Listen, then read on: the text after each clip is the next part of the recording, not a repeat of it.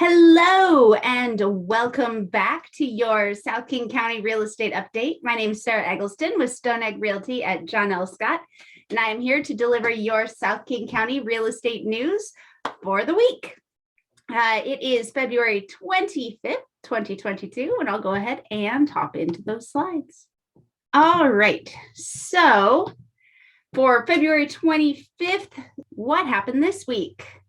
So I went out with some clients on Monday. They went to an open house over the weekend, loved it. Went back to the open house on Sunday after going on Saturday, loved it still. And we went out for another private showing on Monday.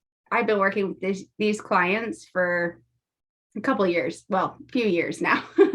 It's one of those things where they're waiting for the right property to come up. They're comfortable where they are, but they're ready to make the move when something comes available. So a property came up that they were interested in and gave me a call. We went out and saw it. Gorgeous home out in Burien. It was listed at $1,775,000. And we ended up putting in an offer with an escalation that went up to just over 1.8. And we didn't get it. We had no financing contingency. We had no inspection contingency. No contingencies in our offer. And we went $30,000 over list and still didn't get it. And from what the listing agent has let me know, we didn't get it by quite a bit. Apparently the other offer escalated much higher than ours. And yeah, I was a pretty big disappointment because this is the first house that's really come up for this couple that really kind of suited them. But the other offer put in, the listing agent told me the other offer put in $200,000 non-refundable earnest money, which I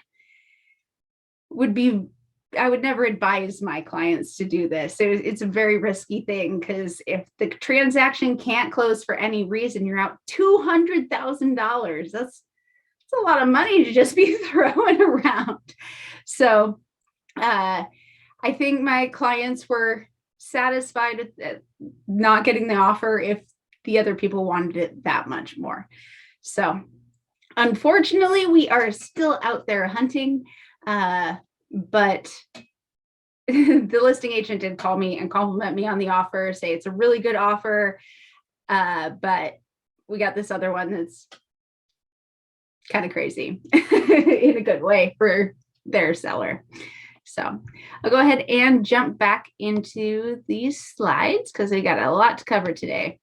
I actually was hoping to get a couple more articles in here, but there was so much news this week. I literally couldn't cover it all in this show. So King County property taxes are going up. Throughout the county, people will see a price increase of 1.5% to 15%, depending on where they live. The highest increases are in Tukwila, Sammamish, Kent, Covington. The lowest were Algona, Mercer Island, Shoreline. So you can see the south end here, Tukwila, Kent, Covington. We are going to see a significant amount of tax increase for property taxes. Overall, the countywide increase is about 3%, which according to this, it says they jumped 9% in property values, so a third of that. But this is based on a different time period. These are not now property values, which I'll get to in just a moment. So voter approved levies, mostly going to schools, are going to be the main cause of these tax increases. 57% will actually go to pay for K through 12 schools. So the county assessments also lag the housing market. These assessed values are based on home prices home values back in January of 2021. So over a year ago, or what these taxes are based on. They got to get a year to get all the data and then they implement the taxes. And normally home values don't go up so much in a single year, but they did this year.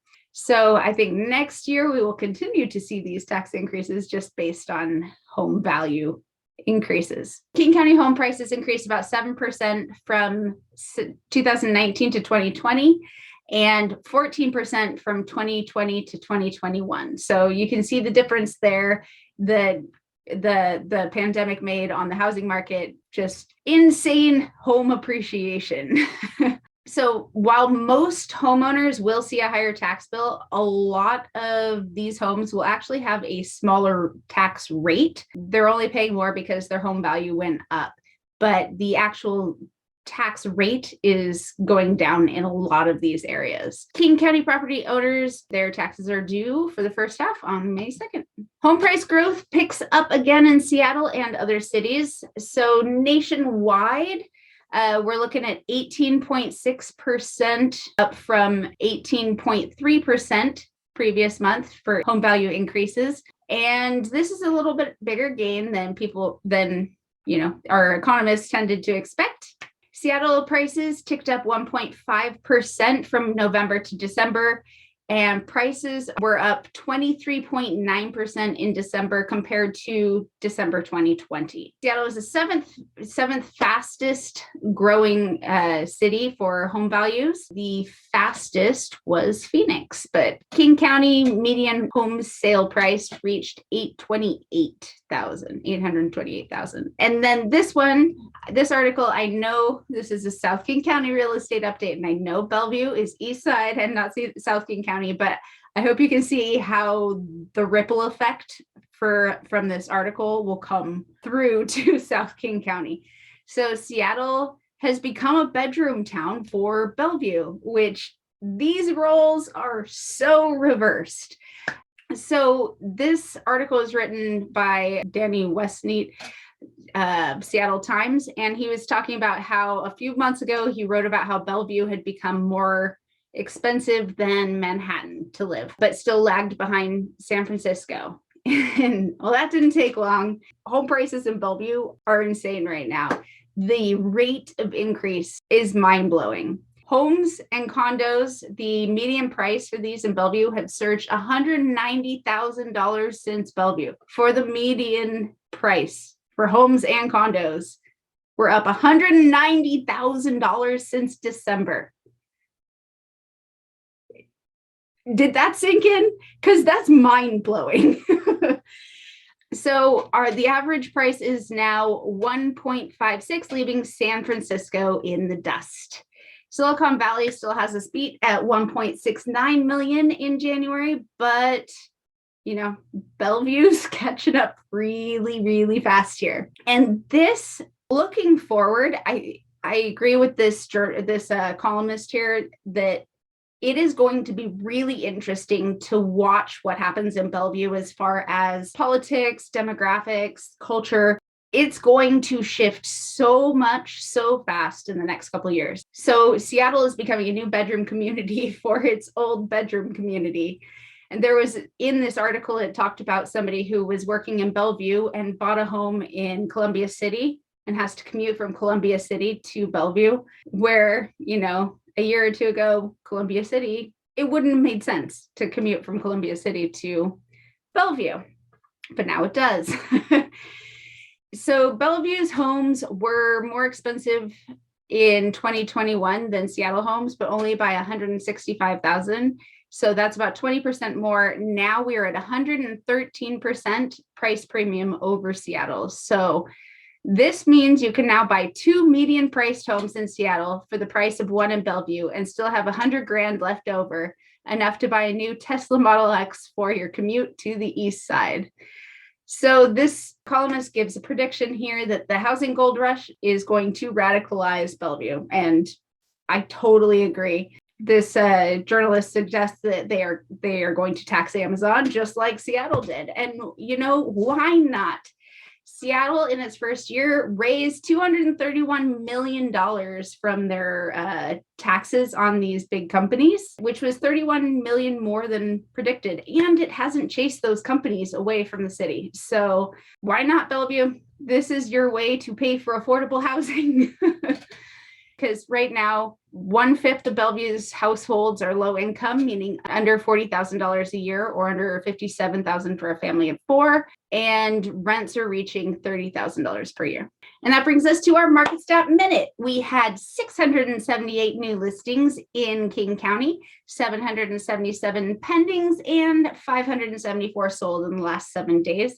So you can see our pendings are still continuing to tick up at a pretty consistent rate there. We had a few more listings than last week and had a few more close. If we bring that into our local data, we can see that Renton, Kent, and Auburn had slightly fewer new listings than the amount of pendings. Federal Way does have more new listings than pendings right now. This could be more homes coming to the market, but this looks like there are going to be fewer homes coming to the market in King County. When we look at it next week, there's going to be fewer pendings than there were this week. And last week, our weekly average mortgage rate was at 3.92%. And this week, we did tick down slightly to 3.89, but we do expect this to rise a little bit. The Federal Reserve is going to raise rates in March. The only question is by how much, whether it's going to be 0.5 point or a quarter point. Normally, we'd expect to see a quarter point, but it has been signaled that there will be a 0.5 point increase. And if we bring it to today's rate, it is 4.18. So this is significantly higher than what we saw on the last bit there. So the US Fed governor opens door to 0.5 point rate hike in March. So as I was just saying, they are considering doing a 0.5 point rate hike rather than a quarter point rate hike, which was kind of what was generally expected, but inflation has just surged to 7.5%, and this is the biggest in decades. Any increase next month would be the first since 2018. The governor says the inflation is much too high. It is a heavy burden for all Americans, but especially for those with limited means who are forced to pay more for everyday items, delay purchases, or put off saving for the future.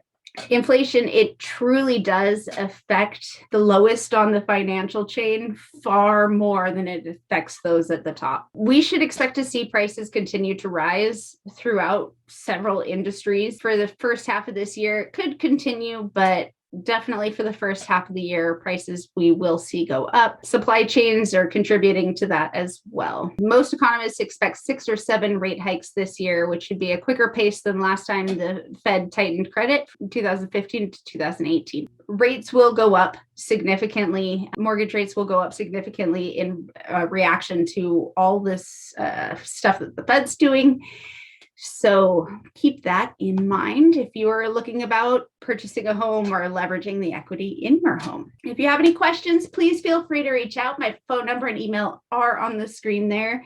Make sure to like or subscribe or follow whatever platform you're watching this on. Make sure to hit the notification button so that you can continue to see these shows in the future, and make sure to share if you know someone that would be interested in what's going on in the market in our area. Thank you so much for joining me. I will be back here next week at 3 p.m. with your South King County real estate news. For now, Sarah Eggleston with Stone Egg Realty at John L. Scott, signing off. Have a great week, everyone.